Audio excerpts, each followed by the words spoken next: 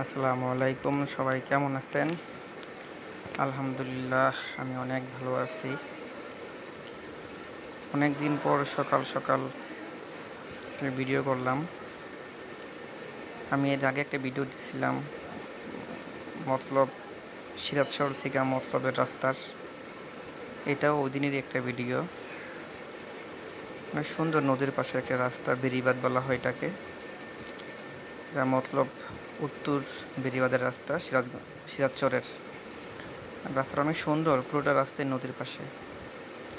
আসলে আমাদের চাঁদপুর অনেক নদী, অনেক নদী বলতে শাখা নদী তো অনেক আছেই, যেমন মেঘনা, পদ্মা, ডাকাতিয়া।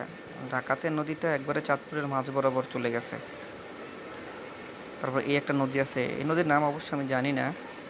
এটা অনেক বড়, এটা মাঝখানে এরা দুই পাশে দুইটা, একটা হলো কি আপনার দুইটা জেলা, একটা কুমিল্লা দাউদকান্দি, একটা চাঁদপুরের মতলব। এটা আবার মেঘনা নদীর সাথে মিলিত হয়েছে।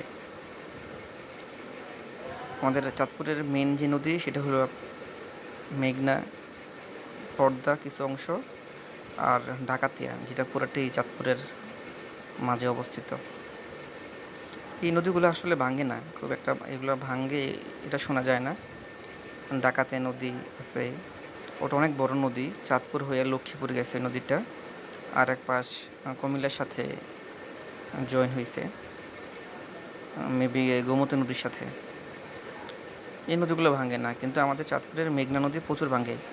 যেমন আমাদের পুরান বাজারের অংশটা, লক্ষ্মীপুরের অংশ, তারপরে বহিরা বাজারের অংশ, এগুলো অনেক ভাঙে। চাঁদপুরের শহরের বড় স্টেশন, ওটা তো ভাঙ্গিয়া প্রায় শেষ। আবার হাইমচর, আমাদের হাইমচরটা একটা চর উপজেলা, বাট ওটা অনেক ভাঙ্গে, নদীর মাঝখানে। কিন্তু আমাদের যে ঢাকাতে নদী, এইসব নদীগুলো ছোটো ছোটো নদীগুলো ভাঙে না, ওই নদীগুলো অনেক ভাঙ্গে। ধন্যবাদ সবাইকে যারা যারা ভিডিওটি দেখছেন। ইনশাল্লাহ আর নতুন নতুন ভিডিও দিব।